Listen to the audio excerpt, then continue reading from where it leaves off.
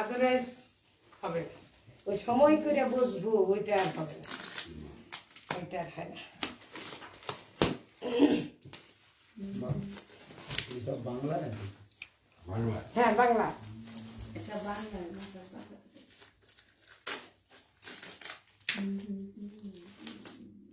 বাংলা সুবিধা আছে মহারাজে? হ্যাঁ বাংলা ভালো, আমি তো বাঙালি বাবা।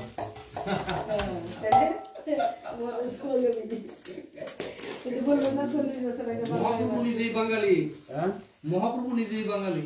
হ্যাঁ আমরা তো বাঙালি। যত মহাপুরুষরা আছেন সকলেই বাঙালি, আর সবই বাঙালি।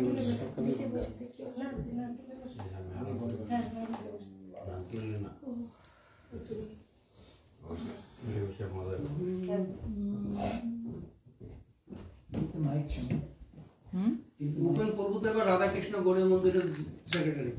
হ্যাঁ নতুন যে কমিটি হলো সেদিন আচ্ছা উপেন প্রভুজি সেক্রেটারি আমাদের আচ্ছা 3 বছরের জন্য।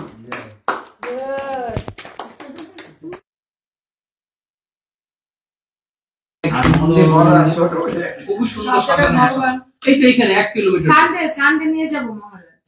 হ্যাঁ সানডেতে রাধা বিয়ের বাসায় যাই। সানডে তো কবে সময় হবে না। না তোমার বাসা না এই বাসাতে ইসপিস। আরে সানডেতে এসে নিয়ে যাবে। রাধা বিয়ের না তাও আপনাদের বাসায় ইসপিস না। সকালে আমাদের বাসায় বিকালে, সকালে সকালে নিয়ে যাবে। ওই বাসায় দুপুরে ইসপিস। দুপুর দাদা খাবে সকালে নিয়ে যাবে। তর্পণ করতে যাবে দাদা যাবে বিচে মনে করতে বাটার দিকে পাশবাতি দাও 7:30। সকালে খুব সকাল হলে নিয়ে যেতে পারেন, কোনো অসুবিধা নেই। তারা আস্তে আস্তে 9টা-10টা লাগে। ও মহারাজকে না কেন মহারাজ গেলে কি হয়েছে ভালো তো হবে মহারাজ যাবে বিচে যদি যায় বাসায় যে কোনো সময় নিয়ে যেতে পারেন। ওম অজ্ঞানতিমিরান্ধ্রস্য জ্ঞানাঞ্জনশলাকয়া চক্ষুর্মৃतं येन তস্मै শ্রীগুরবে নমঃ। গুরবে গৌরচন্দ্রায় রাধিকাयै তদালয়ে কৃষ্ণায় কৃষ্ণভক্তায় তদ্ভক্তায় নমো নমঃ। নমো মহাবদন্নায় কৃষ্ণ প্রেম প্রদায়তে কৃষ্ণায় কৃষ্ণ চৈতন্য নামনে গৌরতিসে নমঃ। হে কৃষ্ণ করুণা সিন্ধু দীনবন্ধু জগৎপতে গোপীশ গোপিকাকান্ত রাধাকান্ত নমস্তুতে। তপ্ত কাঞ্চন গৌরাঙ্গী রাধে বৃন্দাবনেশ্বরী বৃষভানুসুতে দেবী প্রণমামি হরিপ্রিয়া। ওম বৃন্দাবৈ তুলসী দেব্যৈ প্রিয়া वै केशवस्य च कृष्ण भक्ति प्रदे देवी सत्तवत्यै नमो नमः। श्री कृष्ण चैतन्य प्रभु नित्यानंद श्री अद्वैत गदाधर श्रीवासादि श्री गौर भक्त वृंद। हरे कृष्ण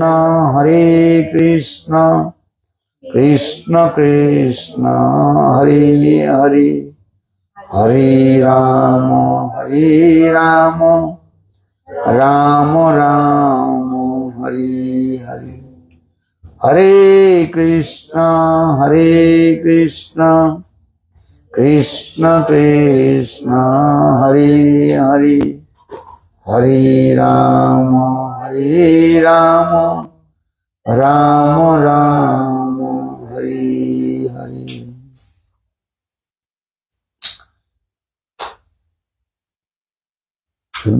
বাংলা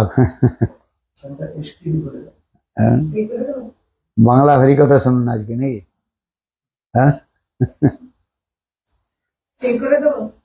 হ্যাঁ हाँ, सर्वप्रथम गुरुपाद पद्म नित्य लीला प्रविष्टम विष्णुपाद अष्टोत्तर शतस्य श्रीमद भक्ति वेदांत शिलवान गोस्वामी महाराज एवं नित्य लीला प्रविष्टम विष्णुपाद अष्टोत्तर शतस्य श्रीमद भक्ति वेदांत श्रील नारायण गोस्वामी महाराज चरण कमले अनंत कोटि साष्टांग दंडवत ज्ञापन करे।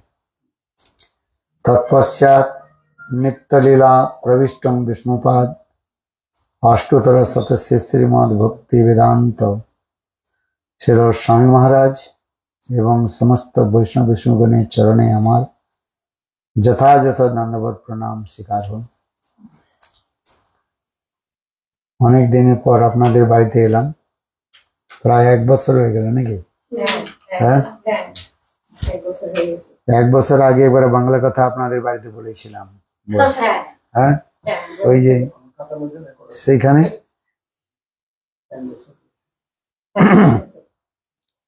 আবার 1 বছর পরে আপনাদের কাছে বাংলা কথা বলবার জন্য প্রয়াস করছি।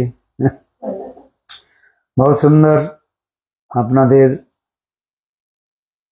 যে ভাব মাধুর্য সত্যি সকলের মনকে যে আকর্ষিত করে। এই চৈতন্য চৈতামৃতের মধ্যে কৃষ্ণদাস কবিরাজ গোস্বামী প্রেমের স্বরূপ বর্ণন করেছেন, যে প্রেম অত্যন্ত দুর্লভ বলা হয়। এই জগতের যে প্রেমকে একে বলা হয়, কি প্রেম বলা হয় বলুন তো? জড় প্রেম বলা হয়, জড় প্রেম বা প্রাকৃত প্রেম বলা হয়। আর অপ্রাকৃত চিৎ জগতে রাধা কৃষ্ণের যে প্রেমের কথা বলা হয়েছে তাকে বলা হয়েছে শুদ্ধ প্রেম বা অপ্রাকৃত প্রেমের কথা সেখানে বলা হয়েছে।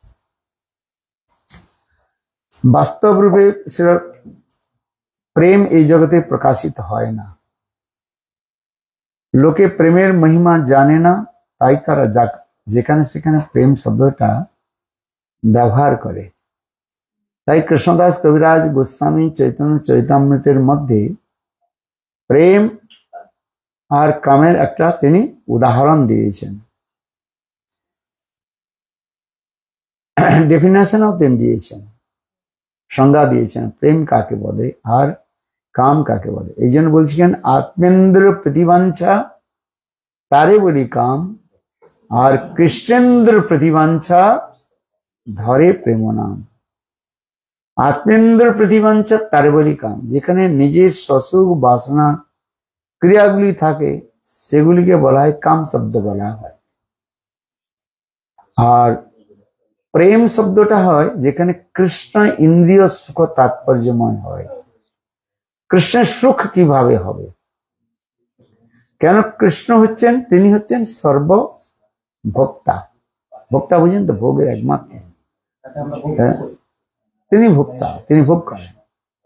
আর কৃষ্ণ ছাড়া যত কিছু রয়েছেন সকলে হচ্ছেন কি? ভোক্তা। এই জন্য বৈষ্ণব সাহিত্যের মধ্যে 2টি বস্তু বলা হয়েছে, একটা হচ্ছে ভোক্তা আর একটা হচ্ছে ভোগ্যা। কৃষ্ণ হচ্ছেন কি? হচ্ছেন ভোক্তা বলা হয়েছে। এমনকি রাধারানীকেও বলা হয়েছে সেখানে ভোগ্যা বলা হয়েছে। এই জন্য এই শব্দগুলো ব্যবহার করা হয়েছে যে আত্মেন্দ্র প্রতিবাঞ্ছা তারে বলি কাম, আর কৃষ্ণেন্দ্র প্রতিবাঞ্ছা ধরে প্রেম নাম। এই যে চৈতন্য চৈতামৃত আপনারা যে সংগ্রহ করেছেন এখানে পড়বেন, বাংলায়ও বলা আছে।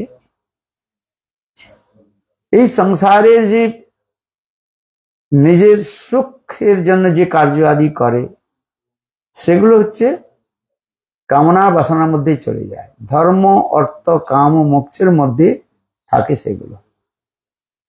আর কৃষ্ণ যে প্রেম সেগুলো হচ্ছে অকৈতভ কৃষ্ণ। এই জন্য অকৈতভ কৃষ্ণ প্রেম যেন জাম্মু নদ হেম, সেই প্রেমা নীলোকে না হয়। যদি হয় তার যোগ না হয় তবে বিয়োগ, বিয়োগ হইলে কেহ না জয়। এই চৈতন্য চরিতামৃতের মধ্যে বললেন, এই মধ্যলীলা দ্বিতীয় পরিচ্ছেদ শ্লোক নম্বর 43 43,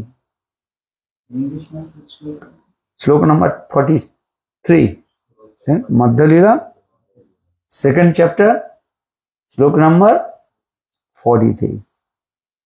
ये অকৈতপ কৃষ্ণ প্রেম যেন জাম্মু নদ হেম, সেই প্রেমা নিলোকে না হয়। আর যদি হয় তার যোগ, না হয় তবে বিয়োগ, আর বিয়োগ হইলে কেহ না জিয়। কত সুন্দর কথা বললেন। অকৈতব, অকৈতব শব্দের তাৎপর্য কি বলছে? যেখানে কোনো কৈতব ধর্ম নাই, মানে ছল ধর্ম নাই। কৈতব শব্দের কথা হচ্ছে ছল ধর্ম, আর অকৈতব যেখানে কোনো ছল ধর্ম নাই। এই জগতের মধ্যে যতগুলো ধর্ম রয়েছে তাকে বলা হচ্ছে কি? ছল ধর্ম বলে। পৃথিবীতে যত কথা ধর্ম নামে চলে, ভাগবত কহে তার পরিপূর্ণ ছলে। এই জগতে যতগুলো ধর্ম বলে কথাগুলো পরিচয় হয়, বাস্তবে ভাগবতে কি বলেন? এগুলো ছল ধর্ম, কপট ধর্ম বলা হয়। জীবের যে নিত্য ধর্ম, জীবের নিত্য ধর্ম হচ্ছে কৃষ্ণ সেবা। কেন হচ্ছে না? জীব কৃষ্ণের নিত্য দাস, জীবের স্বরূপ হয় কৃষ্ণের নিত্য দাস। কৃষ্ণের তৃষশক্তি ভেদাভেদ প্রকাশ। এই জীব যে বললাম, এটা হচ্ছে ভগবানের শক্তি অংশ। মামৈ বাংশ জীবলোকে জীবভূত সনাতন।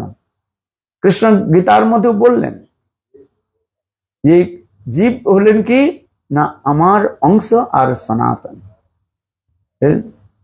সনাতন সদা তনয়তি তন্ধাতু বিস্তারার্থে। যার কোনো পরিবর্তন হয় না, উত্তর উত্তর বর্ধিত হয়, তন্ধাতু। সেইগুলোকে বলা হচ্ছে সনাতন বলা হয়েছে। এই জগতের মধ্যে যতগুলো রয়েছে এগুলো হচ্ছে পরিবর্তনশীল। এই জগতের আমরা যা কিছু দেখছি সবটা কি হচ্ছে? ক্ষণস্থায়ী আর পরিবর্তনশীল। কিছুদিন পরে এই যে গৃহটাও দেখছেন, 100 সাল 100 সাল পরে কি 200 সাল পরে গৃহ থাকবে না এখানে। আর এর আগেও হয়তো কোনো একটা এখানে বিল্ডিং ছিল, সেই বিল্ডিংটা ধ্বংস হয়ে গেছে, আবার নতুন তৈরি হয়েছে। আবার কিছুদিন পরে 100 সাল পরে আবার এটাও ধ্বংস হয়ে যাবে। क्योंकि শাস্ত্রের মধ্যে বলা হয় যে যার সৃষ্টি আছে তার ধ্বংস আছে। এগুলো হচ্ছে বিজ্ঞানের কথা। আবার যেখানে সৃষ্টি আছে সেখানে ধ্বংস আছে, আর যার সৃষ্টি নাই তার ধ্বংস নাই। এটা আমাদের মানতে হবে, তাই না? কিন্তু জীব হচ্ছেন কি সৃষ্টি নয়, ভগবানের সর্বশক্তি প্রকাশ। এই ভগবানের সর্বশক্তি নয়, ভগবানের হচ্ছে বিভিন্নাংশ বা ত্রশক্তির প্রকাশ বলা হয়েছে। জীবকে বলা হয়েছে ভগবানের ত্রশক্তি বা বিভিন্নাংশ শক্তির প্রকাশ বলা হয়েছে। এই জন্য বললেন মামৈ বাংশ জীব লোকে জীবভূত সনাতন। যেমন অগ্নি আর অগ্নির দাহিকা শক্তি অগ্নিতেই সমাহিত থাকে, অগ্নিতের মধ্যে থাকে। আবার সেই অগ্নির যে চিনগারি বুঝেন তো, মানে স্পার্ক, সেই অগ্নির যে চিনগারি, সেই অগ্নির মতোই সেখানে তার দাহিকা শক্তি থাকে, মানে জ্বলন করবার ক্ষমতা থাকে। কিন্তু অতি ক্ষুদ্র হওয়ার জন্য সে জ্বালাতে পারে না। কিন্তু সেই অগ্নির যে চিনগারি যদি কোনো তৈজস পদার্থের সঙ্গে যুক্ত হয়, যেমন কেরোসিন পেট্রোলের সঙ্গে যুক্ত হয়ে যায়, তখনও সেই অগ্নির চিনগারিটা বিশাল আকার ধারণ করতে পারে। পারে কি পারেন? কিন্তু তার মধ্যে রয়েছে ধর্মটা, রয়েছে অগ্নির ধর্ম আর অগ্নির চিনগারির মধ্যে ধর্মটা সমত্ব রয়েছে। কেবল ক্ষুদ্রত্ব হওয়ার জন্য সেখানে তার কার্যটা সে প্রকাশ করে না, ক্ষুদ্রতা হওয়ার জন্য। হ্যাঁ, আর কিছু নেই। অল্প ছোট হওয়ার জন্য সে প্রকাশ করতে পারে না। ঠিক তদ্রূপ জীব ভগবানের অংশ। এই জন্য গীতাতে বললেন কি, মামই বাংশ জীব লোকে জীবভূত সনাতন। জীব হচ্ছে সনাতন। আমি যেমন সনাতন, ভগবান বললেন আমি যেমন সনাতন অব্যয়, ঠিক তদ্রূপ জীব হচ্ছে কি সনাতন আর অব্যয়, যার বিনাশ নাই। জীবের কখনো বিনাশ হয় না, জীবের কখনো সৃষ্টি নাই, কেবল ভগবানের শক্তি থেকে সেখানে প্রকাশ হয়েছে। এই জন্য ফিলোসফিটা বলা হলো কি, যা সৃষ্টি আছে তার ধ্বংস আছে, যা সৃষ্টি নাই তার ধ্বংস হয় না। তাহলে জীবের সৃষ্টি নাই, ভগবান অনাদি অনন্তকাল। হ্যাঁ, আর ঠিক তদ্রূপ জীব অনাদি আর অনন্ত কাল থেকেই প্রকাশ হচ্ছে। যখন থেকেই ভগবান তখন থেকেই জীব, যখন থেকে সূর্য তখন থেকেই সূর্যের কিরণ। সূর্যের কিরণ অভিন্ন বলা হয়েছে। এই জন্য এই কথাগুলো শাস্ত্রের মধ্যে বলা হয়েছে। চিৎকন জীব কৃষ্ণ চিন্ময় ভাস্কর, নিত্য কৃষ্ণ দেখি করেন আদর। কৃষ্ণ হচ্ছেন বিভু চৈতন্য, আর জীব হচ্ছে অনু চৈতন্য, ক্ষুদ্র চৈতন্য। এটাই হচ্ছে তফাৎ। কিন্তু ধর্ম তো সেখানে রয়েছে। কৃষ্ণের ধর্মটা হচ্ছে কি না, সকলকে আকর্ষিত করা, প্রেম প্রদান করা। ঠিক জীবেরও সেগুলো অত্যন্ত সূক্ষ্ম রূপে রয়েছে, বিন্দু বিন্দু মাত্র রয়েছে। হ্যাঁ, যখন ওই প্রেম ধর্মের সঙ্গে যুক্ত হয় তখন সেখানে বিশাল রূপ ধারণ করে। এটি হচ্ছে তফাৎ। সিমিলারিটি আর ডিসিমিলারিটির কথা বলা হচ্ছে এখানে, ভেদ আর অভেদের কথা সেখানে বলা হয়েছে। এই জন্য বলছেন যে অকৈতব কৃষ্ণ প্রেম যেন জাম্বু নদ হেম, সেই প্রেমা নীলোকে না হয়। এই প্রেম জগতে প্রকাশ হওয়া সম্ভব নয়, কেন প্রেমটা হচ্ছে অপ্রাকৃত বস্তু।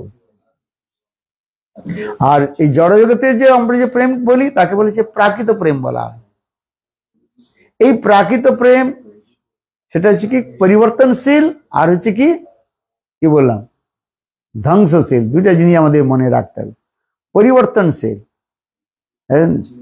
আর সেটা হচ্ছে কি না ধ্বংসশীল, ধ্বংস হয়ে যায়, নষ্ট হয়ে যাবে। হ্যাঁ, যেমন আপনি কাউকে প্রীতি করছেন, শরীরটা যখন ধ্বংস হয়ে গেল তখন আপনার প্রীতিটাও সেখানে ধ্বংস হয়ে গেল। কিন্তু শরীরটা হচ্ছে আমাদের পরিবর্তন হচ্ছে। এইখানে যে জগতের যে প্রেম সেটাও পরিবর্তন হয়ে যায়। কিন্তু ভগবান তার স্বরূপ হচ্ছে নিত্য নবায়নমান। আর সেখানে ভগবানের সঙ্গে যে জীবের যে প্রেম স্থাপিত হয় সেটা কখনো ধ্বংস হয় না। সেই প্রেমটা কখনো ধ্বংস হয় না। এই জন্য এখানে কৃষ্ণদাস কবিরাজ গোস্বামী বললেন অকৈতব কৃষ্ণ প্রেম যেন জাম্বু নদ হেম। এখানে উদাহরণ দিলেন কিসের সঙ্গে? জাম্বু নদ হেম মানে স্বর্ণ, সঙ্গে শ্রেণী তুলনা দিলেন। জাম্বু নদ হেম শব্দের অর্থ হলো, এক একটা অর্থ করে জানতে হবে। জাম্বু নদ, নদ মানে নদী, হ্যাঁ, আর জাম্বু মানে ওই জামুন বৃক্ষকে বলা হয়। এই সঙ্গে একটা সুন্দর একটা পৌরাণিক উপাখ্যান রয়েছে, পুরাণ কথা রয়েছে। হিমালয়ের সুউচ্চ প্রদেশে সেখানে একটা জামুন বৃক্ষ রয়েছে। জামুন জামুন বৃক্ষ হয় না, এই কালো কালো জাম বৃক্ষগুলো হয়। জাম একটা হচ্ছে সাদা জাম হয়, আর একটা জামরুল বলে, একটা জাম বলে। হ্যাঁ,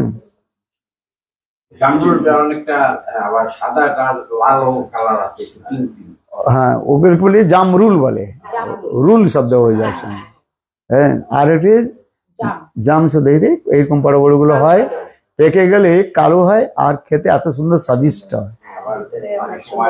হ্যাঁ হ্যাঁ হ্যাঁ, লবণ দিয়ে রাখলে ওই কষায় জলটা বেরিয়ে যায় আর খেতে সুন্দর লাগে। এগুলো আমাদের বাড়িতে হতে যেমন বিখ্যাত, বাংলায় সব জায়গায় হয়, দেশে ওগুলো সব জায়গায় আছে। হ্যাঁ, এখন এই পৌরাণিক উপাখ্যানের মধ্যে বললেন, এইখানে যে কথাটা বললেন জাম্বু নদ হেম, যে কথাটা বললেন এর সম্বন্ধে একটা পৌরাণিক উপাখ্যান রয়েছে, পুরাণের কথা রয়েছে যে হিমালয়ের সুউচ্চ প্রদেশে সেখানে একটা জামুন বৃক্ষ রয়েছে। সেই জামুন বৃক্ষের নিচে একটা নদী প্রবাহিত চলছে। আবার যখন ওই জামুন বৃক্ষে থেকে জামুন ফলগুলো যখন পেকে যায় আর পেকে গিয়ে নদীর তটে যখন পড়ার সঙ্গে সঙ্গে তার এমন একটা রাসায়নিক ক্রিয়া হয়, সেখানে স্বর্ণে পরিণত হয়। আর সেই স্বর্ণটাতে উজ্জ্বলতা ধারণ করে, সৌন্দর্য ধারণ করে, সেই সকল স্বর্ণগুলো ওই দেবতালোক স্বর্গেতে নিয়ে যায়, এই জগতে আর আসে না। এই জন্য কৃষ্ণদাস কবিরাজ গোস্বামী এর উদাহরণ দেন, যেন জাম্বু নদ হেম সেই প্রেমা নীলোকে না হয়। যেমন ওই জাম্বু নদ হেম সোনা যেমন এই জগতে আর আসে না, ওই স্বর্গতে নিয়ে চলে যায়, আর এই জগতে আসে না। ঠিক তদ্রূপ এই যে অপ্রাকৃত যে অকৈতব যে প্রেম, কৃষ্ণ প্রেম, এই জগতে প্রকট হওয়ার কথা কখনো সম্ভব নয়। এই জন্য এখানে বললেন সেই প্রেমা নির্লোকে না হয়, পৃথিবীর লোকে হবে না, হয় না। হ্যাঁ, শুদ্ধ কৃষ্ণ প্রেম ঠিক জাম্বু নদে সোনার মতো, এবং সেই প্রেম নির্লোকে অনুপস্থিত। যদি তা দেখা যায় তবে কখনো বিচ্ছেদ হয় না, আর যদি বিচ্ছেদ হয় তবে জীবন থাকে না। কারো ভগবানের সঙ্গে একবার যদি কারো প্রেম হয়, হ্যাঁ, তার সেখানে আর প্রেম কখনো বিচ্ছেদ হয় না, সেপারেশন হয় না। আর যদি ভগবানের প্রেম থেকে সে বিচ্ছেদ হয়ে যায়, সেপারেশন হয়ে যায়, তাহলে সে জীবিত থাকতে পারে না। হ্যাঁ, এই সম্বন্ধে রামায়ণের একটা সুন্দর কথা রয়েছে। আপনার রামায়ণ পড়েন তো? পড়েন? আচ্ছা, পড়ার হয় না। আচ্ছা, টিভিতে দেখছেন, টিভিতে দেখবেন, কাহিনী শুনুন। যখন আপনার জানেন রাবণ সীতাকে হরণ করে নিয়ে গেছেন, এখন সীতা কোন জায়গায় আছে তার সংবাদ জানার জন্য ভগবান রামচন্দ্র হনুমানকে প্রেরণ করলেন। হ্যাঁ, শুনুন ভালো করে, হনুমানকে তিনি পাঠালেন। হনুমান তিনি তখন ওই জয় রাম বলে তিনি হচ্ছে লম্ফ দিয়ে তিনি লঙ্কাতে পৌঁছলেন। হ্যাঁ, লঙ্কাতে তিনি যখন পৌঁছলেন, চারি তরফ তিনি ছানবিন করে খুঁজলেন। খুঁজতে খুঁজতে তিনি অশোক বাটিকার মধ্যে সীতা দেবীকে তিনি সেখানে সন্ধান পেলেন, সীতা দেবীর সন্ধান পেলেন। তারপরে সীতা দেবী সেখানে অনেক কথা আদি হলো, যে কথাগুলো অনেক রামায়ণের মধ্যে বিস্তৃত বর্ণনা রয়েছে, যেগুলো আবার বলা হয়েছে লঙ্কা দহনের কথাও বলা হয়েছে। হনুমান লঙ্কাকে অগ্নি দ্বারা ভস্মীভূত করে দিয়েছিলেন, সেগুলো অনেক কথাগুলি রয়েছে।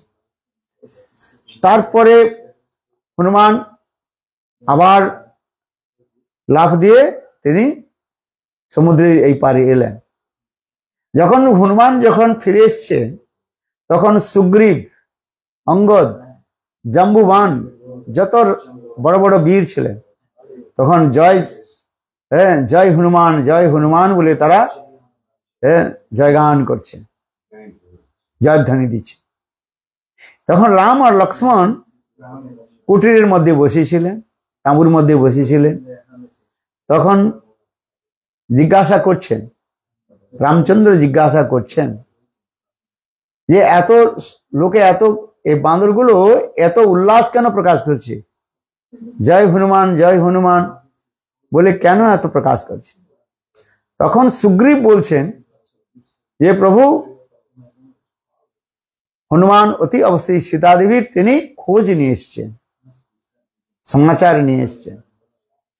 তখন রামচন্দ্র হনুমানকে ডাকলেন। হনুমান যখন রামচন্দ্রের নিকটে এসে বসেছেন, রামচন্দ্র অত্যন্ত অধীর হয়েছিলেন সীতা দেবীর সমাচার সংবাদ শোনার জন্য। হ্যাঁ, শোকে তিনি বিহ্বল হয়ে রয়েছেন রামচন্দ্র। সীতা দেবী কোনো সমাচার পাচ্ছেন না। এখন হনুমান এসছেন, তাই হনুমানের কাছ থেকে সেই সমাচার নেওয়ার জন্য রামচন্দ্র অত্যন্ত উৎকণ্ঠিত হয়ে রয়েছেন। এখন হনুমান বললেন, হে প্রভু, আপনি বিচলিত হবেন না। আমি সীতা দেবীর সঙ্গে সাক্ষাৎ তার দর্শন করেছি, তার চরণ স্পর্শ করেছি। হ্যাঁ, তিনি এখন অশোক বাটিকার মধ্যে রয়েছেন। হ্যাঁ, সেই লঙ্কার যে অশোক বাটিকা, সেই অশোক বাটিকার মধ্যে রয়েছেন। আমি তো বলেছিলাম, হে মা সীতা দেবী, আপনি আমার কাঁধের উপর বসুন, আপনাকে আমি নিয়ে যাই। কিন্তু সীতা দেবী বললেন, না পুত্র, আমি তোমার কাঁধে বসবো না। যেমন এই দুষ্ট রাবণ যে দুষ্কার্য করেছে, আমার প্রতি রামচন্দ্র এসে তিনি তাকে যথার্থ দণ্ড দিন, আর দণ্ড দিয়ে তিনি আমাকে যেন নিয়ে যান। হ্যাঁ, দুষ্টের দমনের জন্য তিনি সংসারে প্রকটিত হয়েছেন। আর দুষ্টকে যদি তিনি দণ্ড না দেন, তাহলে লাভ কিছু হবে না। যেমন গীতাতে ভগবান বলেছেন, যদা যদা ই ধর্মস্য গ্লানি ভবতির ভারত পরিত্রাণং সাধুনাং বিনাশায় চ দুষ্কৃতম ধর্ম সংস্থাপনার্থায় সম্ভবামি যুগে যুগে। গীতাতে ভগবান যে বলেছেন। তাই সীতা দেবীও ঠিক ওইরূপ কথাগুলো বললেন, যে একে দুষ্টকে দণ্ড দিতে হবে। হ্যাঁ, রাবণ আমাকে চুরি করে এনেছে, আর তুমি আবার আমাকে নিয়ে যাবে চুরি, তাহলে এটা ঠিক হয় না। হ্যাঁ, তাই না? দণ্ড দিতে। এই কথাগুলো হনুমান রামচন্দ্রের কাছে বললেন। এখন রামচন্দ্র হনুমানকে একটা প্রশ্ন করলেন। অত্যন্ত কাতর হয়ে রামচন্দ্র হনুমানকে প্রশ্ন করলেন, হনুমান, তুমি কি সত্যি সত্যি আমার পত্নী সীতা দেবীর সঙ্গে তুমি মিলেছ, মানে দর্শন করেছ? তুমি তাকে জীবিত অবস্থায় দর্শন করেছ কি মৃত শরীরে তাকে দর্শন করেছ? দর্শন তো দুই প্রকার হতে পারে। হ্যাঁ, এক ব্যক্তি মারা গিয়েছে, তার মৃত শরীর রাখা রয়েছে। যেমন তখনকার দিনে যে আপনারা জানেন যে কি বলে, ওই মিশরের তখনকার যে এক প্রকার তৈলবাদ মমি দিয়ে তৈরি করা রাখতো, শরীরকে অনেক দিন পর্যন্ত সেখানে রাখা যেত। হ্যাঁ,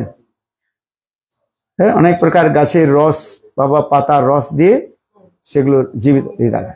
মৃত শরীরটাকে সেখানে মনে হবে তাজা বলে মনে হবে। হ্যাঁ, বুঝতে পারছেন? হ্যাঁ, আজকাল বিজ্ঞানও অনেক সৃষ্টি করেছে। হ্যাঁ, হ্যাঁ, আরে এখন তো বাজারে যে মাছগুলো বিক্রি হয়, তার মধ্যে ওই কি বলে এক প্রকার দিয়ে দেয়, আপনাকে মনে হবে টাটকা মাছ বলে মনে হয়। হ্যাঁ, যাই হোক, কি একটা বস্তু দেয় আমি তো জানি না, ও যারা করে, যারা বলে লোকে। হ্যাঁ, ফলের মধ্যে দেয়, সব বস্তুর মধ্যে দেয়। হ্যাঁ, এগুলো ঠিক নয়, এগুলো হচ্ছে বিষাক্ত, শরীর পয়জন সৃষ্টি করে। চলো, হ্যাঁ, ঠিক তদ্রুপ এই যে বিজ্ঞান আগে থেকে সৃষ্টি করেছেন, এখন তো মানুষ ওইগুলোকে আবার কার্যে পরিণত করছে। এখন তাই আমি যে কথার মধ্যে বললাম, রামচন্দ্র তাই বললেন যে, হনুমান, তুমি আমার পত্নী সীতা দেবীকে মৃত শরীর দর্শন করেছ কি তিনি সজীব সাক্ষাৎ জীবিত রয়েছেন তাকে দর্শন করেছ? হনুমান এই প্রশ্নটা শুনে প্রভু রামচন্দ্রকে বলছেন যে প্রভু আপনি এ প্রশ্ন কেন করছেন? হ্যাঁ, আমি মৃত শরীরে তাকে দর্শন করেছি কি তার জীবিত অবস্থায় তাকে দর্শন করেছি, এই প্রশ্ন আমার মধ্যে হলো কেন? সুন্দর প্রশ্নটা শুনুন। হনুমান এই প্রশ্ন করলেন। তখন রামচন্দ্র বলছেন যে হনুমান, আমার প্রতি যে প্রেম, সেই প্রেমটা যদি কারুর মধ্যে হয়, হ্যাঁ, আবার সেই প্রেম থেকে যদি কেউ বিচ্ছেদ হয়ে যায়, মানে সেপারেশন হয়ে যায়, সে জীবিত থাকতে পারে না। এই জন্য বললেন যদি হয় যোগ তবে না হয় বিয়োগ, আর যদি হয় বিয়োগ তবে না জীবন। যদি হয় যোগ, একবার কেউ যে ভগবানের সঙ্গে যোগ হয়, মানে প্রেমের দ্বারা যোগ হয়, তার সঙ্গে কখনো বিচ্ছেদ হয় না। আর যদি বিচ্ছেদ হয়ে যায় তাহলে সে জীবিত থাকতে পারে না। তার উদাহরণ কি দিলেন ভগবান রামচন্দ্র? বলছেন শুনুন, যে দেখো আমার পিতা দশরথ, হ্যাঁ, আমি যখন অযোধ্যা ছেড়ে যখন আমি বাইরে এলাম বনবাসের জন্য, আমার বিরহে আমার পিতা, বাৎসল্য প্রেমে আমার পিতা দশরথ তিনি শরীর ধারণ করতে পারেন না। হারাম হারাম বলে তিনি শরীর ছেড়ে দিয়েছেন। এগুলো রামায়ণের মধ্যে রয়েছে না? হ্যাঁ, হারাম হারাম 3 বার বলে তিনি শরীর ছেড়ে দিলেন। হ্যাঁ, তাই তিনি বললেন, ভগবান রামচন্দ্র বললেন যে বাৎসল্য প্রেম অপেক্ষা মাধুর্য প্রেম শ্রেষ্ঠ বলা হয়েছে। যে পতিপত্নীর যে প্রেম, সেই প্রেমটা বাৎসল্য প্রেম থেকে শ্রেষ্ঠ। প্রেমের কতগুলো স্তর রয়েছে, দাস্য প্রেম, সখ্য প্রেম, বাৎসল্য প্রেম, তারপর রয়েছে মাধুর্য প্রেম। হ্যাঁ, এই মাধুর্য প্রেমটা হচ্ছে সর্বোত্তম বলা হয়। হ্যাঁ, এই মাধুর্য প্রেমকে আবার 2 ভাবে ভাগ করা হয়েছে, একটা হচ্ছে স্বকীয়া, একটা হচ্ছে পরকীয়া। পরকীয়াত্ব প্রেম এই জগতের মধ্যে সম্ভব নয় এবং ঘৃণ্য এবং নরকগামী। হ্যাঁ, অপ্রাকৃত চিৎ জগতের মধ্যে সেই পরকীয় প্রেমের কথা সেখানে বর্ণন রয়েছেন। রাধা আদি গোপীগণের সঙ্গে কৃষ্ণের যে প্রেম, সে পরকীয় প্রেমের যে অপ্রাকৃত ভাব সেখানে রয়েছে। যাক, এই জন্য আমি বললাম ভগবান রামচন্দ্র তাই বলছেন যে বাৎসল্য প্রেম অপেক্ষা মাধুর্য প্রেম, স্বকীয় প্রেম যে কথা বলা হলো, এটা শ্রেষ্ঠ। কোনটা? সেখানে স্বাভাবিকতার মধ্যে সেখানে রয়েছে। বাৎসল্য প্রেমের মধ্যে যেমন আপনি আপনার ছেলেকে ভালোবাসেন, হ্যাঁ, কতদিন ভালোবাসেন? যতক্ষণ পর্যন্ত ছেলে আপনার কাছে থাকে, ছেলেও আপনাকে ভালোবাসে। কিন্তু ছেলেটা যখন বড় হয়ে যায়, তার প্রেম অন্য কোনো দিকে চলে যাবে। যুবতী নাং যথা জুনু জুনন্তি যুবতী যথা। একটা হচ্ছে সংসারে এগুলো স্বভাব, প্রত্যেক বস্তুর মধ্যে একটা স্বভাব বা ধর্ম সেখানে নিহিত রয়েছে সেগুলো। এইগুলো প্রেমের মধ্যে স্বভাব রয়েছে সেখানে। এই জন্য বললেন সেখানে সেবা বৃত্তি রয়েছে। এই জন্য বললেন কি, আপনি যে বললেন যে কেন শ্রেষ্ঠ হয়েছে, এই জন্য বলছেন এগুলো হচ্ছে কি নিষ্ঠার উপরে নির্ভর করে। প্রেমের সময় নিষ্ঠা, মমতা, এগুলো হচ্ছে প্রেমের স্বভাব নির্ভর করে। যেমন 5 প্রকারকে মুখ্য প্রেম রয়েছে আর 7 প্রকারের গৌণ প্রেম রয়েছে। 5 প্রকার যে গৌণ প্রেম বলা হলো, তাকে প্রথম কি বলা হচ্ছে? শান্ত রস, শান্ত প্রেম বলা হয়, শান্ত রস, শান্ত প্রেম হয় সেখানে। শান্ত প্রেমের মধ্যে বলা হয়েছে সেখানে কেবল নিষ্ঠা থাকে, সেবা বৃত্তি থাকে না। বুঝতে পারছেন? শান্তে নিষ্ঠা মমতা গন্ধহীন, সেবা সেখানে থাকে না, মমত্ব থাকে না সেখানে। হ্যাঁ, এগুলো শান্ত। আর দাসের মধ্যে 2টি বস্তু থাকে, নিষ্ঠা আর হচ্ছে মমতা যুক্ত সেবা। হ্যাঁ, সখ্য প্রেমের মধ্যে 3টা বস্তু থাকে, এগুলো মনে রাখতে হবে। হ্যাঁ, নিষ্ঠা, মমতা যুক্ত সেবা আর হচ্ছে সখ্য ভাব। হ্যাঁ, সমত্ব ভাব সেখানে থাকে। হ্যাঁ? আর বাৎসল্য প্রেমের মধ্যে 4টা বস্তু থাকে আবার সেখানে। শান্তের নিষ্ঠা, দাস্যের মমতাযুক্ত সেবা, সখ্যের প্রীতি, সখ্য ভাব প্রীতি, আর বাৎসল্য ভাব সেখানে থাকে। আমার পুত্র,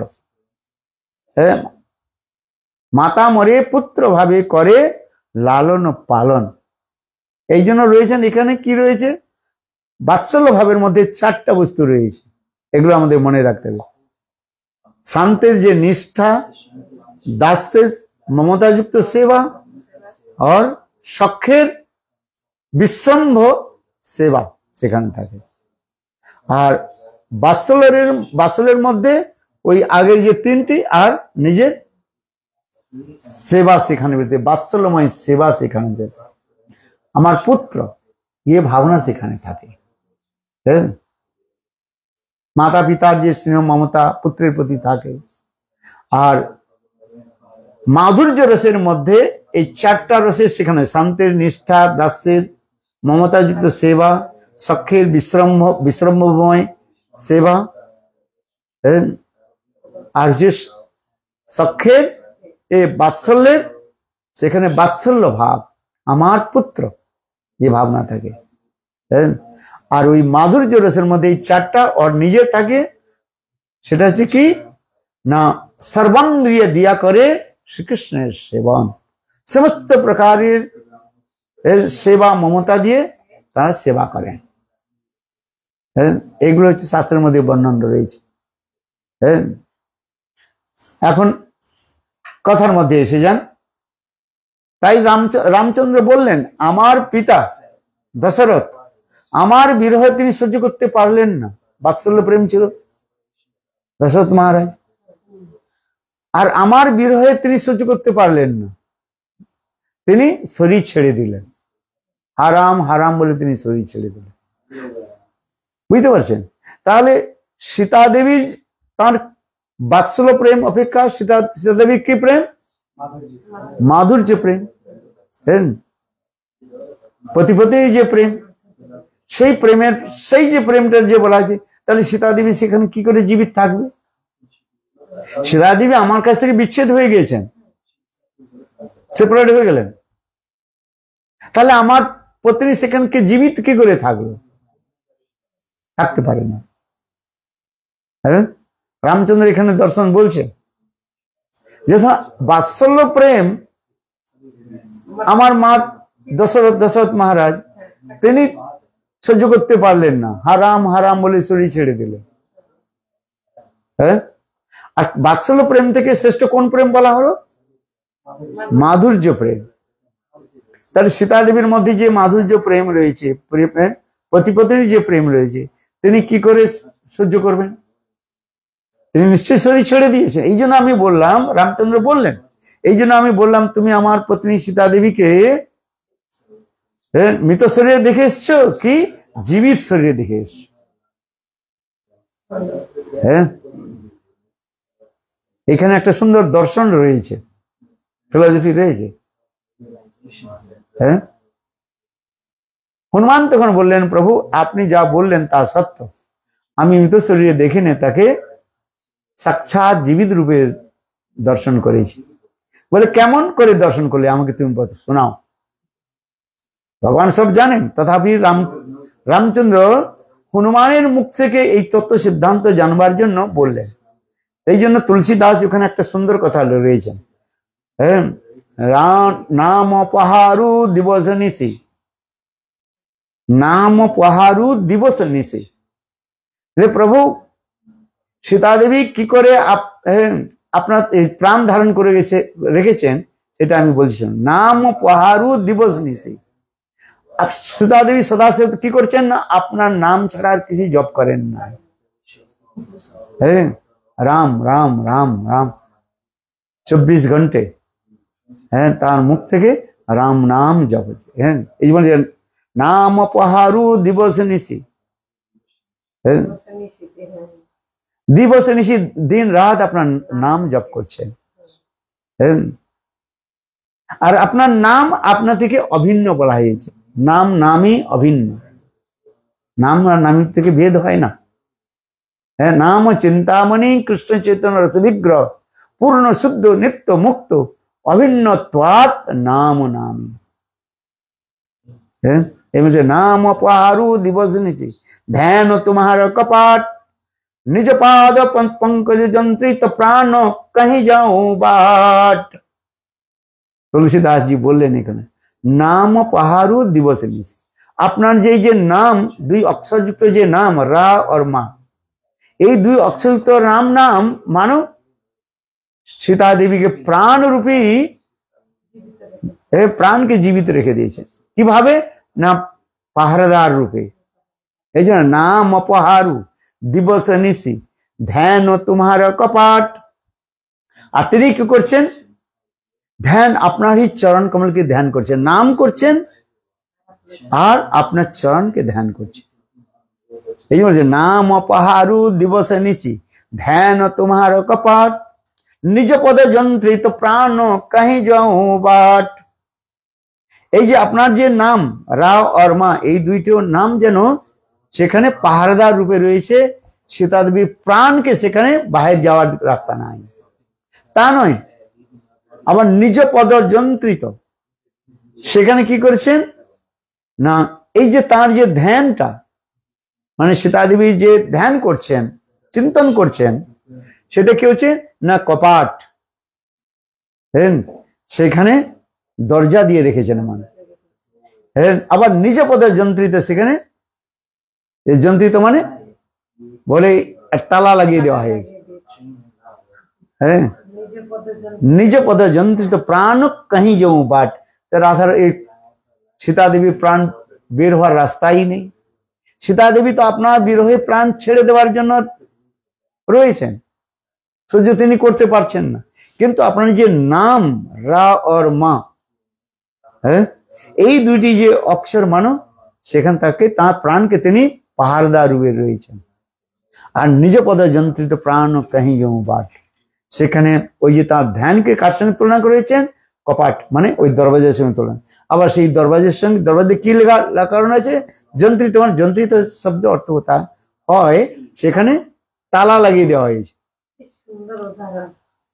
প্রাণ বের হবে না যতক্ষণ পর্যন্ত সীতা দেবী আপনার সঙ্গে মিলিত না হয়, ততক্ষণ পর্যন্ত প্রাণ তার যাবে না। এই জন্য বলছেন তুলসীদাস কথা বললেন নাম অপহারু দিবস নিশি ধ্যান তোমার কপাট নিজ পদ যন্ত্রিত প্রাণ कहीं যাও बाट। बाट মানে রাস্তা। হ্যাঁ, প্রাণ বের হওয়ার কোনো রাস্তাই নেই। এই জন্য সীতা দেবী জীবিত রয়েছে। এই যে বিরহ অবস্থার কথা বলা হয়েছে, এই বিরহ অবস্থাতে হ্যাঁ তিনি যত ভগবানের নাম করেন, সেখানে নাম প্রভু তাকে রক্ষা করেন, নাম প্রভু রক্ষা করেন। এই জন্য এখানে বলা হয়েছে অকৈতব কৃষ্ণ প্রেম যেন যমুনা দহেম, সেই প্রেম নীলোকে না হয়। এই প্রেম জগতে সম্ভব নয়। আমরা যত বলি প্রেম প্রেম, কিন্তু এই জগতে প্রেম নয়, এগুলো হচ্ছে কামের অপর নাম প্রেম। উনি ঠিক বলেছেন, বিপরীত শব্দ। হ্যাঁ, এই জন্য বললেন মুখে বলো প্রেম প্রেম বস্তুত ত্যাজিয়া হেম শূন্য গ্রন্থি অঞ্চলে বন্ধন। মুখে বলো প্রেম, না I love you love you. হ্যাঁ, কিন্তু এই জগতে ওই লাভ ক্ষণস্থায়ী মাত্র। জড় প্রেম ঠিক আছে, যতক্ষণ শরীর আছে ততক্ষণ আমরা প্রেম বলছি। হ্যাঁ, আমার মাতা, আমার ভাই, আমার বন্ধু, আমার পুত্র, এদের সঙ্গে যে এই প্রেমগুলো যতক্ষণ পর্যন্ত শরীর জীবিত রয়েছে ততক্ষণ পর্যন্ত আমরা প্রেম বলছি। আর এই শরীরটা যখন ছেড়ে চলে যায়, তখন এগুলো আর কিছু থাকে না। থাকে? কোই থাকে না। এই জন্য বলছেন কি ভগবানের সঙ্গে আমাদের প্রেম করতে হবে। যদি আমরা ভগবানের সঙ্গে প্রেম করি, তাহলে আমাদের এই সংসারে আসতে হয় না। হ্যাঁ, এই জন্য প্রেমটা কার সঙ্গে করতে হবে? ভগবানের সঙ্গে প্রেম করতে হবে। হ্যাঁ, আর এই জগতে এই জন্য বললেন, এই যে কথা বললেন যে অকৈতব কৃষ্ণ প্রেম যেন যমুনা দেব, সেই প্রেম নীলোকে না হয়। এই লোকে এই সংসারের মধ্যে সম্ভব নয়। যদি হয় তার যোগ, না হয় তবে বিয়োগ। আর বিয়োগ হইলে কেন না জি হয়, কেউ না জি হয়। একবার ভগবানের সঙ্গে যুক্ত হয়ে যায় তাকে এই সংসারে আসতে হয় না। যদ্গত্বা ন নিবর্তন্তে তদ্ধামং পরমম মম। কেবল এই সংসারের মধ্যে আমরা যা কিছু করছি এগুলো বলা হচ্ছে কি মায়া মোহ বলা হয়। কি বলা হয়? মায়া মোহ, আর ছাড়া কিছু না। আপনি যার জন্য যত কিছু করে যাচ্ছেন, হ্যাঁ, অন্তিম কালে কেউ আপনার সঙ্গে যাবে না, আর আপনার সঙ্গে কিছু নিয়ে যাবে না। রইল তোর ঘরের বাড়ি, হ্যাঁ, যেদিন তুই যাবি দোলায় চলে শ্মশান ঘাট। জানেন তো এগুলো? এগুলো বাংলাদেশের খুব কীর্তন। আমরা এইসব বাংলাদেশে ছোট ছোট বাংলাদেশে কীর্তন খুব করতাম। হ্যাঁ, রইল তোর ঘরের সাদের ঘর বাড়ি, যেদিন তুই দোলায় চেপে যাবি শ্মশানে ঘাটে। কোথায় সব? যে ঘরকে আপনি নিচে করে সাজালেন, সবকিছু করলেন, হ্যাঁ, কিন্তু শরীর থেকে যখন প্রাণ চলে গেল, হ্যাঁ, বাবু কততলা বাড়ি করেছেন? 7 তলা বাড়ি করেছেন। উপরতলায় তিনি থাকেন। তারপরে তিনি 80-90 সাল 100 সাল হয়ে গেলেন, যখন তিনি শরীর ছড়িয়ে দিলেন, তখন তার বাড়ি এই 7 তলা থেকে কোন তলাতে নিয়ে আসা হয়? 6 তলা থেকে ধীরে ধীরে আনা হয় না? হ্যাঁ, 6 তলা থেকে 5 তলা, 5 তলা থেকে 4, 4 তলা থেকে 3, 3 তলা থেকে 2, 2 তলা থেকে 1 তলা, 1 তলা থেকে কোথায় নিয়ে যাওয়া হয় বলুন তো? না না, তুলসী তলায় রাখা হয়। আপনারা দেখবেন সকলে। হ্যাঁ, আমরা তো বাংলার মানুষ তো, হ্যাঁ হ্যাঁ, বার করে তুলসী তলায় সেখানে রাখা হয়। এই যে বলছেন তুলসী তলায়, 7 তলা থেকে এলেন, তুলসী তলাতে রাখা হলো। হ্যাঁ, তুলসী তলাতে রেখে সেখানে বাঁশের একটা খাটিয়া তৈরি করা হয়। দোলায় বাঁশের খাটি তৈরি করা।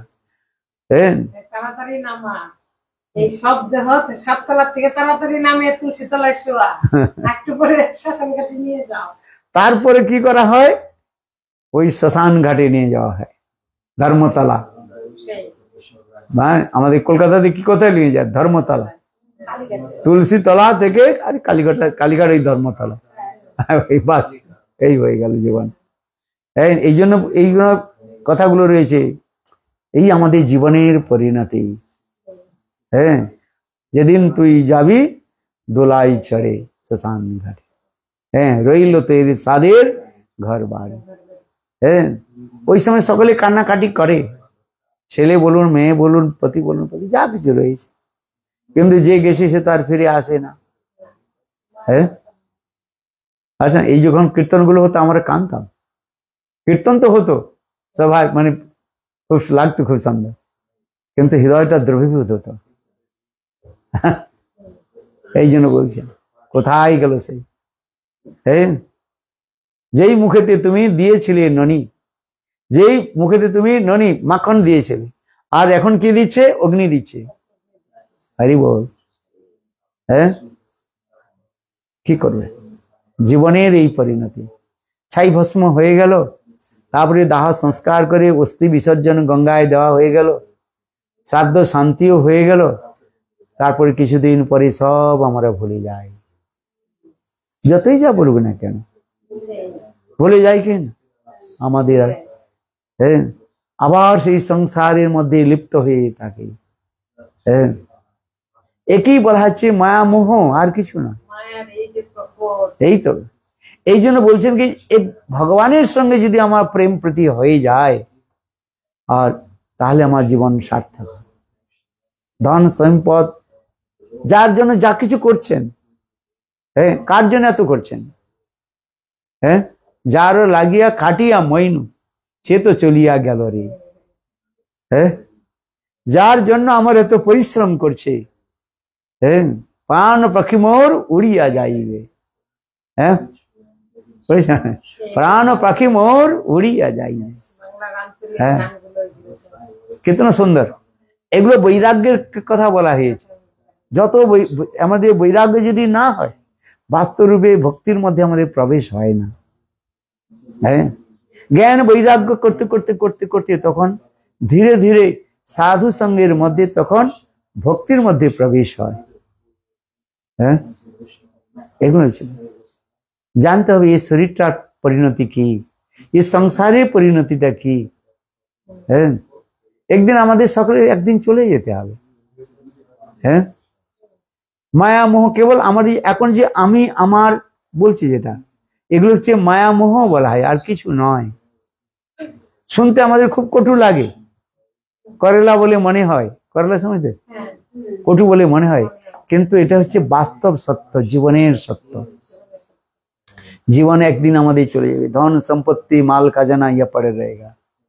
ले ले रे कोई राम का प्यारा, आवाज लगाऊं गली गली, राम नाम के हीरे मोती, मैं बिगड़ाऊं गली गली। ले ले रे कोई राम का प्यारा, आवाज लगाऊं गली गली। एक ही सत्य है, भगवत नाम सत्य, राम नाम सत्य है, सत्य कहने से गत्य है। राम नाम एकमात्र सत्य, भगवत नाम है। যা কিছু করুন না কেন, কিছু করছেন যা কিছু, এসব মায়া মোহ বলে জানবেন। হ্যাঁ, এই জন্য বলছেন ফুরাইয়া গেল মোর সাধু, ওই যে কীর্তন বল না, হ্যাঁ, গুরু না ভজিনু সন্ধে সকালে, মন প্রাণ দিয়া রে, ফুরাইয়া গেল মোর সাধের জনম, ফিরাইয়া না পাবো রে। এই মনুষ্য জন্মটা আর পাওয়া যাবে কি না পাওয়া যাবে কোনো নিশ্চিত নাই। হ্যাঁ, কিন্তু আমাদের আবার গোস্বামী বলছেন আপনি মনুষ্য জন্ম পাবেন যদি আপনি সদ্গুরুর কাছ থেকে দীক্ষা মন্ত্রাদি গ্রহণ করে থাকেন, তাহলে আপনার পশু জন্ম হবে না। এটা শাস্ত্রের মধ্যে বলা রয়েছে, মনুষ্য জন্ম হবেই। হ্যাঁ, কেন এই মনুষ্য জন্মের দ্বারাই আমরা সাধারণ ভোজন করতে পারি, পশু জন্ম দিয়ে সাধারণ ভোজন হয় না। হ্যাঁ, কুত্তা ভজন করে, ও খাও খাও খাও খাও খাও, হ্যাঁ, ওগুলা তো বেকার। ও কুকুর নিয়ে থেকে পূর্বজন্মে ফের ও কুকুর হবে। হ্যাঁ, ওই হতে কুকুর হবে, কুকুর থেকে মানুষ, মানুষ থেকে কুকুর, ওই হতে যাচ্ছে। ভরত মহারাজ এত দূর পর্যন্ত চলে গেল কেবল হিরণের প্রতি, হরিণের প্রতি আসক্তি হওয়ার জন্য। তার পরের জন্মে কি হলো, হরিণ হয়ে জন্ম। এই জন্য বলছেন না যে কুকুর টুকুর যারা রাখে না ওই দশা, কি বলা হয়, সত্য কথা বলে তো লোক খারাপ মনে করে, কিন্তু সত্য সত্যই তো আছেই। হ্যাঁ, এই জন্য আমাদের ভজন করতে হবে এই সংসারের মধ্যে থেকে। হ্যাঁ, হরি ভজন করে চলে যেতে হয়। ঠিক আছে, আমি তো সংসার থেকে ত্যাগ দিতে পারবো না, মায়া মোহ তো ত্যাগ দিতে পারবেন না, ছেলে পুত্র মাতা পিতা ভাই বন্ধু স্ত্রী পুত্র পরিবার, অত সহজে ত্যাগ দেওয়া যায় না। মুখে তো বলি ছাড়ো ছাড়ো, আমি বলি ছাড়ো না, ছাড়ো ছাড়ো নেই, আমি বলি কি জোড়ো জোড়ো। কি বললাম, লোকে বলে ছাড়ো ছাড়ো, আর আমি বলি জোড়ো জোড়ো। বলে জোড়ো জোড়ো কি, আরে ভগবানের সঙ্গে জোড়ো, ভগবানের সঙ্গে যুক্ত হও। ঠিক আছে, এই ঘরের মধ্যে গৃহের মধ্যে থেকে ভগবানের সঙ্গে যুক্ত। এই জন্য বললেন নতম ধর্ম গৃহেতে বা বনেতে তাকে হা গৌরাঙ্গ বলে ডাকে, নরোত্তম মাগে তার সঙ্গ। হ্যাঁ, গৃহের মধ্যে থাকুন, গৃহ পবিত্র। গৃহ একটা হচ্ছে কি, আমাদের গৃহকে বলা হয়, এটা হচ্ছে তপস্যার স্থল বলা হয়। হ্যাঁ, গৃহ মন্দির। হ্যাঁ, আবার এই গৃহকে বলা হয়েছে তপস্যার স্থল বলা হয়েছে। এখানে কঠোর তপস্যা করতে হয়। হ্যাঁ, কঠোর তপস্যা, তপ মানে কষ্ট দিতে হয়। হ্যাঁ, আসেন, এই জন্য আমাদের, এই জন্য গৃহকে, গৃহ মন্দির, এইখানে থেকে আমাদের আবার ভজন করতে হবে। গৃহ ত্যাগের কোনো জোর প্রয়োজনীয়তা নেই। যদি গৃহের মধ্যে ভজনের অনুকূল পরিবেশ থাকে, সেই গৃহকে ত্যাগ দেওয়ার কথা শাস্ত্রে বলে নাই। আমাদের শ্রীবাস ঠাকুর গৃহস্থ ছিলেন কি ছিলেন? গৃহস্থ ছিলেন। হ্যাঁ, রামায়ণের কাহিনী কিছু বলতেছেন, রাম কি সত্যি দুর্গা পূজা করছেন? হ্যাঁ, আমার প্রশ্নটা, রাম কি সত্যি দুর্গা পূজা করছেন? রামচন্দ্র, আরে রামচন্দ্র দুর্গা পূজা কেন করবে? এগুলো কাল্পনিক, ওগুলো কীর্তিবাসী ওঝা রামায়ণের মধ্যে এগুলো লিখে। কালকেও শুনলাম যে কৃত্তিবাস এটারে যোগ করছে, কিন্তু বাল্মীকি রামায়ণ বাল্মীকির মধ্যে নাই। দুর্গাপূজার কোনো অস্তিত্বই নেই। মহারাজ শ্রী- ও এগুলো কতগুলো, একটা কথা বলেই শুনুন, এই জন্য বলছেন মূল রামায়ণশ্চৈব, মূল রামায়ণ বলা হচ্ছে বাল্মীকি রামায়ণ। বাল্মীকি রামায়ণের হচ্ছে সংস্কৃত রামায়ণ, বাল্মীকি রামায়ণ হচ্ছে, এই জন্য ভাগবতের মধ্যে মূল রামায়ণশ্চৈব, মূল রামায়ণ হচ্ছে বাল্মীকি রামায়ণ। বাল্মীকি রামায়ণের উপর স্থাপিত করে বিভিন্ন ভাষাভাষিক লেখকগণ সেখানে রামায়ণ রচনা করেছেন। আবার সেই সকল যে রামায়ণগুলো রচনা করেছেন, হ্যাঁ, সেই সকল তৎকালিক সমাজ পরিবার সমাজ আর পরিবেশকে নিয়ে তারা রচনা করেছেন, বুঝতে পারছেন। কিন্তু বাল্মীকি যে তিনি করেছেন, তিনি দিব্য দৃষ্টি দর্শন করে যা হচ্ছে সেগুলো তিনি রচনা করেছেন। রামচন্দ্রের 60,000 বৎসর পূর্বে, হ্যাঁ, রামচন্দ্র জন্ম হয় নাই, তার আগে থেকে তিনি সব লিখেছেন, এগুলো দিব্য দৃষ্টি বলা হয়। আবার এই যে বাল্মীকি রামায়ণের উপর ভিত্তি করে যত রামায়ণ রয়েছে, ভারতবর্ষ একটা বিচিত্র দেশ আমাদের, হ্যাঁ, যেটা হচ্ছে অন্য কোনো পৃথিবীর মধ্যে অন্য কোনো দেশে দেখা যায় না। যেখানে এখানে অনেক ভাষাভাষী লোক রয়েছে, উত্তর থেকে আরম্ভ করে দক্ষিণতে, পূর্ব থেকে আরম্ভ করে পশ্চিম, এই যে ভারতবর্ষের মধ্যে দেখেন অনেক প্রকারের লোক সেখানে রয়েছে, ভাষাভাষী লোক রয়েছে, হ্যাঁ। আবার বিভিন্ন প্রকার জলবায়ু রয়েছে, জলবায়ু বুঝলেন, ক্লাইমেট, হ্যাঁ, ঠান্ডা গরমি, হ্যাঁ। চাপিয়ে আছে। যত আপনি উত্তর দিকে যাবেন, হিমালয়ের দিকে যাবেন, সেখানে ঠান্ডা, হ্যাঁ। আবার যত আপনি হিমালয় থেকে নিচের দিকে দক্ষিণ, সেখানে গরম। রামেশ্বর সেতুবন্ধন, আমরা এই কয়েক মাস আগে রামেশ্বর সেতুবন্ধন আমরা দর্শন করতে গেলাম, হ্যাঁ। 2 বাস আমাদের লোক ছিল, প্রায় 100-র উপর লোক ছিল, হ্যাঁ। তো এইগুলো যে আমাদের যে কথা বলছি, এইগুলো ভারতবর্ষ একটা আবার বিচিত্র, এখানে ভাষাভাষী লোক রয়েছে, হ্যাঁ। ভারতবর্ষের মতো এমন কোন দেশ আপনি পাবেন না যেখানে বিচিত্র একটা দেশ রয়েছে, আর এত ভাষা, আর এক ভাষার সঙ্গে অন্য ভাষার কোনো মিলও নাই। যেমন আপনি তামিল, তেলুগু, হ্যাঁ, এগুলো ভাষা আপনি বিলকুল বুঝতেই পারবেন না কিছু, হ্যাঁ। আবার আপনি দক্ষিণ দিকে জগন্নাথপুরীতে যান, হ্যাঁ, উড়িয়া ভাষা, কিন্তু লেখাগুলো সম্পূর্ণ জগন্নাথের চোখের মতো, হ্যাঁ, গোল গোল, হ্যাঁ, গোল গোল, হ্যাঁ। কিছু বুঝা যাবেন, হ্যাঁ। এই জন্য বলছেন ভারতবর্ষ যে একটা এমন একটা বিচিত্র দেশ, যেখানে সেখানে ভাষা বেশি, ভাষাভাষী, খান পানও অলগ, হ্যাঁ। এই উত্তরপ্রদেশের লোকে রুটি খায় কেন? এখানে ঠান্ডার দেশ, চাওয়াল খেলে সেখানে তাদের আবার শরীরের মধ্যে জলের প্রবাহ বেশি হবে, ঠান্ডা কফ জমে যাবে। আবার দক্ষিণ দেশের মধ্যে গেলে বাংলা থেকে আরম্ভ করে আপনি যদি তামিল, তেলুগু ওখানে যাবেন, সব হচ্ছে ওখানে চাওয়াল খায়, রাইস ভোজন করে। কেন না? ওখানে রুটি খেলে শরীরের মধ্যে শুষ্কতা আসবে, হ্যাঁ, এই কারণে ওখানে চাওয়াল খায়। খাবার একটা রয়েছে, হ্যাঁ। আবার হচ্ছে জীবিকা ও নির্বাহ, দক্ষিণ দিকে যত যাবেন ওখানে মৎস্যজীবী বেশিরভাগ পাওয়া যায়, যেই জন্য যাবেন দেখেন ওখানে মাছ খায় বেশি লোক, হ্যাঁ। আর উত্তর দিকে গেলে এখানে মাছ বেশি পাওয়া যায় না, হ্যাঁ।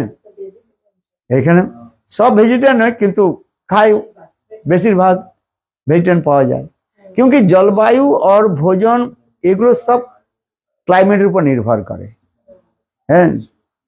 পোশাক পরিচ্ছদ অলগ করে, হ্যাঁ। গরমির দেশ পাতলা কাপড়, সামান্য কাপড়ের মধ্যে তার জীবনযাপন করে। আর যেখানে ঠান্ডার দেশ, উত্তর ভারত দিকে ঠান্ডা, সেখানে কাপড় বেশি, কাপড়, হ্যাঁ। আবার অতিরিক্ত সূর্যের তেজ হওয়ার জন্য দক্ষিণ দিকে যাবেন, ওখানে লোক হচ্ছে কৃষ্ণবর্ণ হয়, তাম্রবর্ণ বা কৃষ্ণবর্ণ, হ্যাঁ, আর কি হয় না। আবার যদি উত্তর দিকে যাবেন তো দেখবেন লোকগুলো সব ফর্সা হয়, কেন? ঠান্ডার জন্য। এগুলো বিচিত্রতা রয়েছে।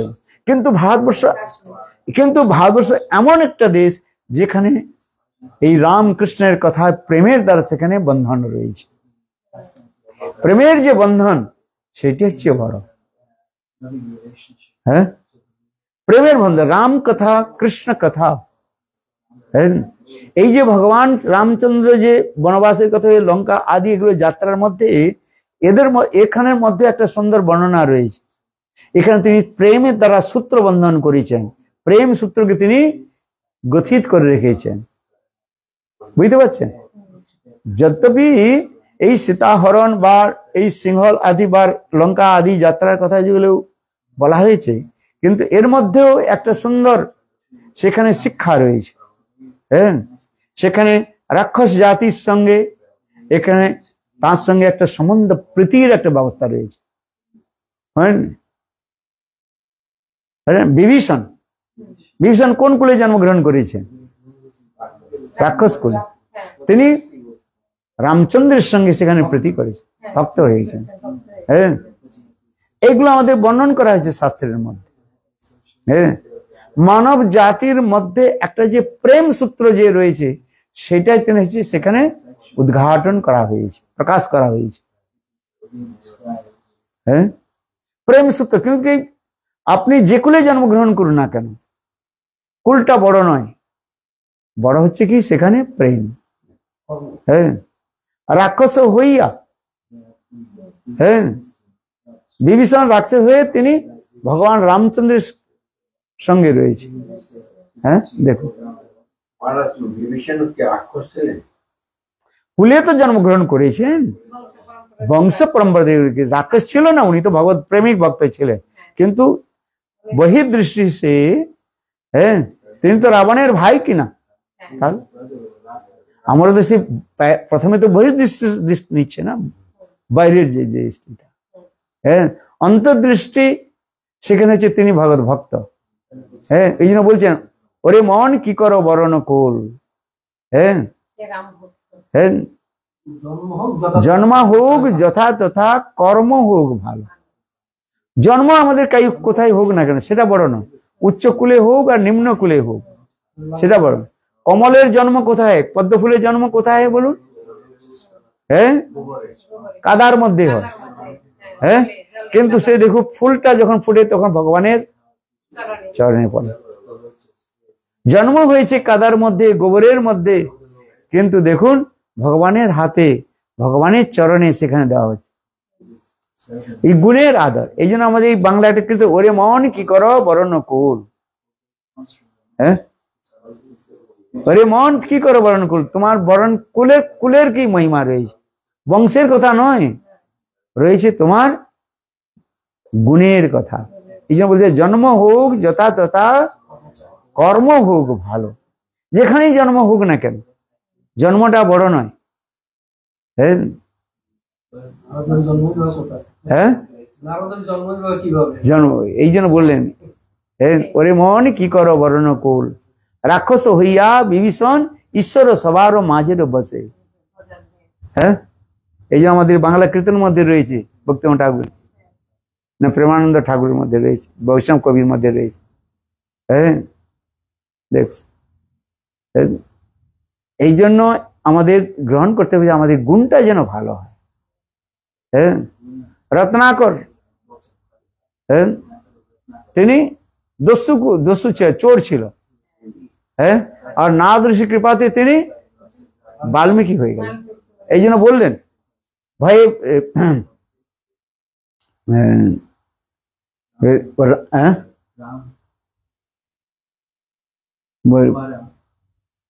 क्या पढ़ा आगे, क्या बोले भय वाल्मीकि, उल्टा नाम जगत जग जाना, वाल्मीकि भये ब्रह्म समान। मरा मरा नाम। এত চোর এত চুরি করেছে, এত ডাকাতি করেছে, এত হত্যা করেছে, তার মুখ থেকে রাম নাম উচ্চারণ হচ্ছে না। তখন নারদী বলেন এই যে একটা গাছ শুকিয়ে গেছে, কি বলে? মরা। বাংলা মরা বলে না, বলে মরা, উল্টা করে বলে মরা, মরাম রাম রাম। এই জন্য বলছেন উল্টা নাম জগত জগ জানা, বাল্মীকি ভয়ে ব্রহ্ম সমান। রাম নাম জপ করে তিনি জগৎ পূজ্য হয়ে গেলেন। হ্যাঁ, বুঝতে পারেন? দেখুন, এই জন্য জন্মটা বড় কথা নয়, কর্ম আর আমাদের ভক্তিটা হচ্ছে বড়। তিনি যে যত ভক্তি করবেন তিনি শ্রেষ্ঠ হবেন। এই জন্য বলছেন জন্ম আবার বলছেন ভগবানের নাম আমাদের কি বের করতে হবে সেগুলো বলে জন্ম জন্ম মনি যতন করাই অন্তকাল রাম নাম আবত না আয়। এটা দুইটি অর্থ রয়েছে তুলসীদাস রামচন্দ্র জন্ম জন্ম মনি যতন করাই অন্তকাল রাম নাম আবত না আয়। মৃত্যুর সময় অত সহজে রাম নাম আসবে না যদি আমরা অভ্যাস না করি, যত্ন না করি। হ্যাঁ, এই জন্য বলছেন জন্ম জন্ম মুনি যত্ন করাই অন্তকাল রাম নাম আবত না। এই জন্য আমাদের ভগবতের নাম জপ করতে হবে। হ্যাঁ, ঠিক আছে, সংসার মধ্যে থাকুন, যে কোনো এক ব্যবসা ধরি জীবন যাপন করি। ভক্তিমোহন ঠাকুর বললেন যে কোনো কর্ম করুন, আপনি ডাক্তার করুন, আপনি টিচারশিপ করুন, আপনি ব্যবসা বাণিজ্য করুন, কিন্তু সকলে কি করবেন? ভগবানের ভজন করতে হবে, ভগবানের নাম। হ্যাঁ, নাম করতে হবে, নাম কখনো বন্ধ করতে নাই, নাম করতে হবে। নাম করে যান, হরে কৃষ্ণ কৃষ্ণ কৃষ্ণ হরে হরে, হরে রাম রাম রাম হরে হরে। এই নাম মন্ত্র গুরুর কাছে নিয়ে জপ করতে হয়। যতক্ষণ পর্যন্ত সদ্গুরু থেকে নাম গ্রহণ না হয়, মন্ত্র দীক্ষা আদি না হয়, ততক্ষণ পর্যন্ত আর জীবের কল্যাণ হয় না। হ্যাঁ, এই জন্য শাস্ত্রের মধ্যে এগুলো অনেক উদাহরণ রয়েছে। হ্যাঁ, ব্রহ্মা শিবের মতো কেউ যদি জ্ঞানীও হয়ে যায়, কিন্তু তা যদি সদ্গুরু চরণাশ্রয় না হয়, হ্যাঁ, তার কল্যাণ হয় না। হ্যাঁ, এই জন্য গুরুর কাছ থেকে নাম মন্ত্র নিয়ে সেখানে ভজন করতে হয়। হ্যাঁ, বহুত এই সমস্ত অনেক বিবরণ রয়েছে। নাম ভজন করবেন। আপনার বাড়িতে খুব ভালোই লাগলো, সুন্দর বিগ্রহ। এই রাধাকৃষ্ণ বিগ্রহ আপনার কোথা থেকে নিয়েছে? বহুত সুন্দর। ইন্ডিয়া থেকে? জয়পুর থেকে নিয়েছেন নাকি? কলকাতা থেকে নিয়েছেন? আচ্ছা আচ্ছা, বহুত সুন্দর লাগে বিগ্রহ, খুব সুন্দর। হ্যাঁ হ্যাঁ, হৃদয়। আচ্ছা, হ্যাঁ, বহুত সুন্দর লাগে। কলকাতায় ওরা আনলো আগে উপেন্দ্রা, ওনাদের বাড়িতে তো আরো বড় জায়গা, আরো সুন্দর। আচ্ছা, আরো বড় বিগ্রহ।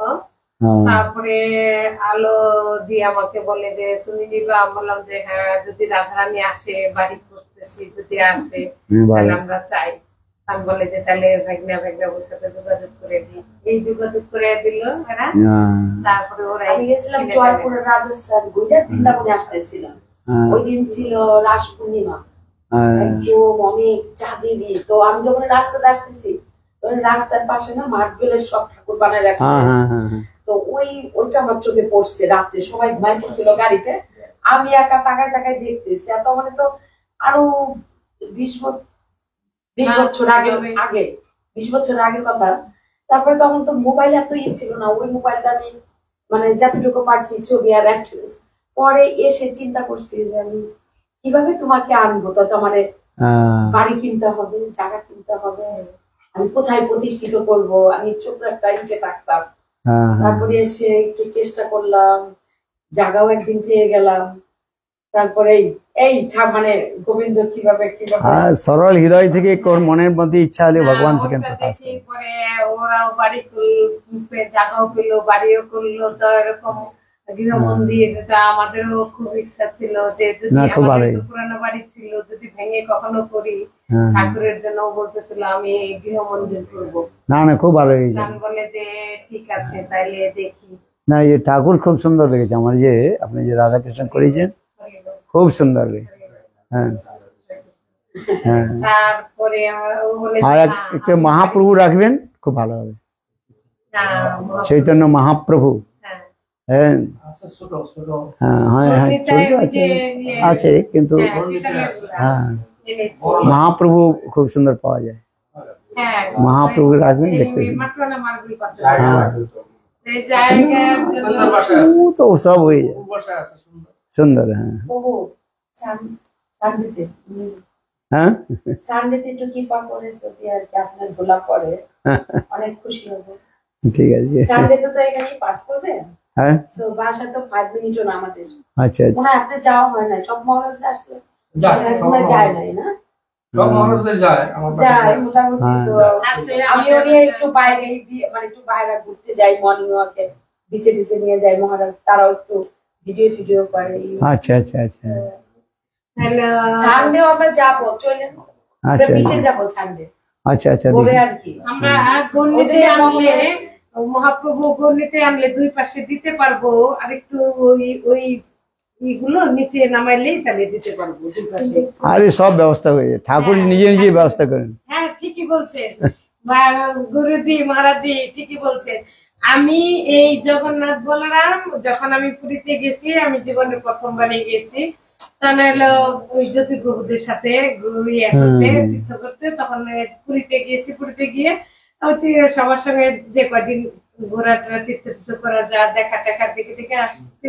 আমি বললাম যে পুরীর থেকে নাকি সবাই কিছু না কিছু নিতে হয়, আমি তো কিছুই কিনলাম না।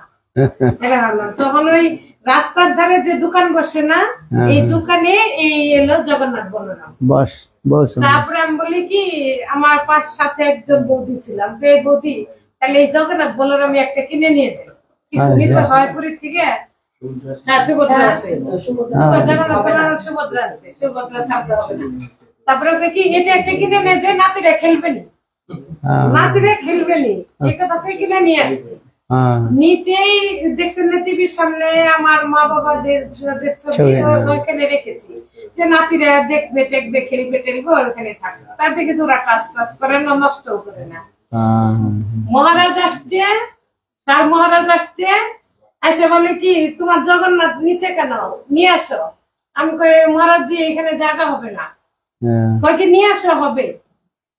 ঠিকই জায়গা হয়ে গেছে, দেখেন যে ঠিকই জায়গা করে বসে সুভদ্রা। তো দুই জোড়া রাধা কৃষ্ণ কেন উপরে? উপরে যে বিজয় বিগ্রহ রাখতে হয় যে অভিষেক করানোর জন্য, আর নিচেরটা আচ্ছা এটা লক্ষ্মী নারায়ণ। লক্ষ্মী নারায়ণ। আচ্ছা রাধা কৃষ্ণ উপরে। হ্যাঁ রাধা কৃষ্ণ উপরে, লক্ষ্মী নারায়ণ। হ্যাঁ